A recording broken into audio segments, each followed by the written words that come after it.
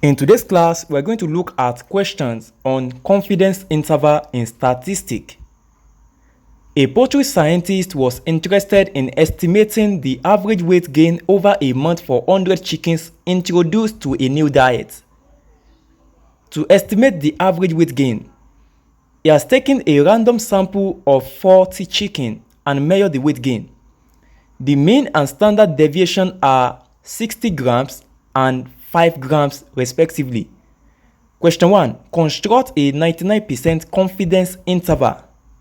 Question 2. What are the 99% confidence limits? And question 3. We are asked to interpret our answer. Now, I want you to pay attention, okay? Kindly note all the parameters that were given in the question. We are given that out of the 100 chickens that the poultry scientist was working on, he took 40 chicken out of them. That is our sampled population, and we are told that the standard deviation and the mean are 60 grams and 5 grams. You understand? Okay, let's start. Let's start the calculation by writing out the parameters that we are given in the question. Okay, we are given that the total population is equals to 100.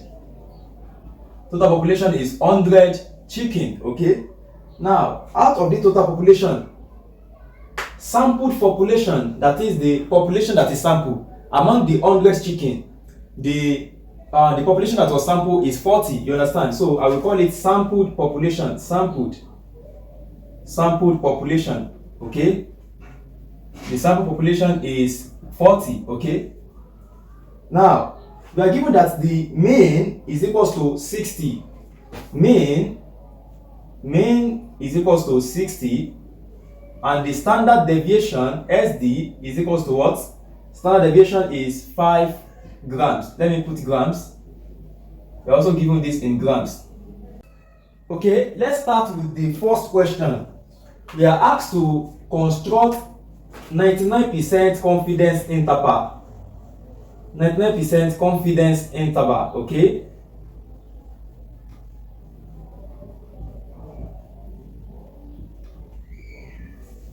that's the first question. Now, anytime you are dealing with statistics, the first step is that you have to remember your formula. The formula of confidence interval is given by this: mean, are you paying attention, minus the critical value multiplied by standard error less than or equals to this population length and the population mean length. This is the population mean, less than or equals to the mean plus the critical value. The reason why I put 2 here is because this test is two-tailed test. You understand? When we talk about interval is between one end and another end. You understand? So that's why we call it two-tailed. Look at this. Interval is between one end and another end. You understand? So this is the left end, and this is the right end. So since we are dealing with interval, this we have two-tailed. This is the right-tailed, this is the left-tailed, and this is the right-tailed. You understand? So this is a two-tailed test. That's why I put these two here. You understand? That is the critical value of two-tailed test. You understand?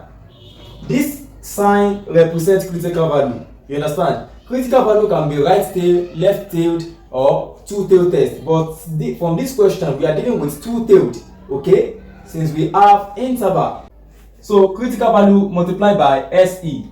Okay, don't forget, in our last class I explained what is meant by SE. SE means standard error, and it can be calculated as this: SE, standard error, is equals to standard deviation all over the square root of the total numbers of population that we sampled. You understand? The numbers of population that we sampled is what we call N, and this is the standard deviation. Now, standard deviation in the question is 5. So I'm going to have 5 all over the square root. The sampled population is what? 40. So I'm going to have the square root of 40. So 5 all over if you take the square root of 40, you are going to get that is 6.32. 6.32. So this will be 6.32. So 5 divided by 6.32, that is 0.79. This is 0.79. So the standard error is 0.79. So we have gotten the standard error as 0.79, but we cannot proceed with our calculation without knowing the value of our critical value. You understand? Now, I want you to pay attention. The standard distribution table that you see on this screen is what you are going to use to determine the critical value. Now, don't forget the question. The question was that we should construct 99% confidence interval. Now, we are going to check the level of significance at 99%. Looking at this standard distribution table, we didn't have 99% on the standard distribution table. So how do we determine 99% level of significance?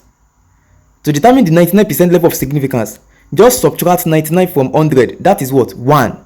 So we are going to check for 1% level of significance. Please, do you understand how I got that? If you didn't understand, pay attention again. You know that the question was that we should construct 99% confidence interval. Now, but when we got to our the level of significance, we realized that we only have 1%, 2%, 5%, and 10%. There is no 99% level of significance. So in order to use this table, I subtract 99 from 100. That is what? 1%. So we are going to check two-tail test under 1% level of significance. Do you understand what I just said? Two-tail test under 1% level of significance. Do you understand? So now, if you look at this table, the critical value is 2.58 because that is the value that lies in two-tail test under 1% level of significance. If you look at that table, you will see two-tail test at the left corner under the critical value. The value of that critical value under 1% level of significance is what? 2.58. That's how I determine that. If you didn't understand, listen to the explanation again, okay? Therefore, the critical value is equals to 2.58, okay? The critical value at 1% is equals to 2.58. Now, we can proceed to calculate and construct the 99% confidence interval by substituting all our parameters into this formula. So let us proceed. The mean is what? 60. So I'm going to have 60 minus the product of critical value, which is 2.58, multiplied by the standard error. The standard error is what? 0.79. So I'm going to have 0.79 less than or equals to the population mean, less than or equals to the mean that we are given. The mean of the sampled population is what? 60. So I'm going to have 60 plus the product of the critical value, which is what? 2.58. 2.58 and standard error. That is 0.79. 0.79. So now we have gotten to this point. You can evaluate by just simplifying. So take the product of 2.58 and 0.79.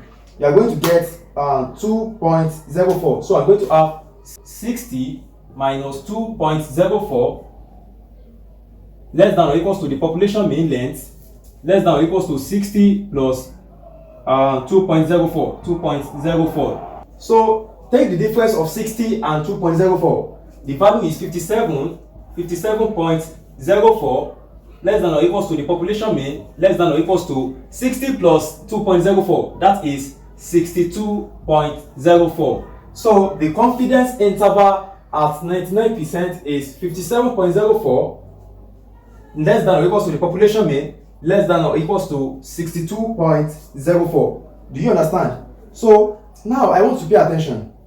The second question says we should determine the 99% confidence limit. To determine the 99% confidence limit, we are going to use the confidence interval. You understand? There are two limits. We have the upper limit, and we have the lower limit. Do you understand? The lower limit. The upper limit is 62.04. That is 62.04. And the lower limit is 57.04. 57.04. So the upper limit is 62.04 and the lower limit is 57. No, there is a mistake. 60 minus 2.04, that is 57.96. Please, there is a mistake here. This should be 57.96. You understand? So the lower limit is 57.96. It is 57.96. Please, do you understand how I got this? There is a mistake.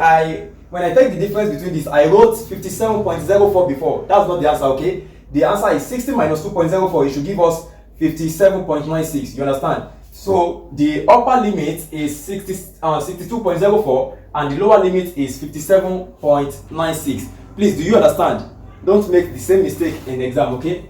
Now, how do we now interpret the question? Because from the question, that is the third question, we are told to interpret our answer. Now listen to this. This will be the interpretation. The 99% confidence interval suggests that the true average weight of 100 chickens introduced to the new diet lies between 57.96 and 62.04 gram. Hello, do you understand what I just said? Pay attention. This is the interpretation of the question. The 99% confidence interval suggests that the true average weight of 100 chicken introduced to the new diet lies between 57.96 grams and 62.04 grams. This implies that if the poultry scientists were to take many samples and construct a confidence interval, 99% of the interval will contain the two average weight gain. You understand? That is, they will fall between this range. Okay, that's the answers to the question. Okay, see you in the next class. And if you wish to practice more example on confidence interval, kindly check the link in the description of this video. You are going to be directed to where you can watch another video. And if you have not watched the first class, kindly check the description also to watch the first class. See you in the next class.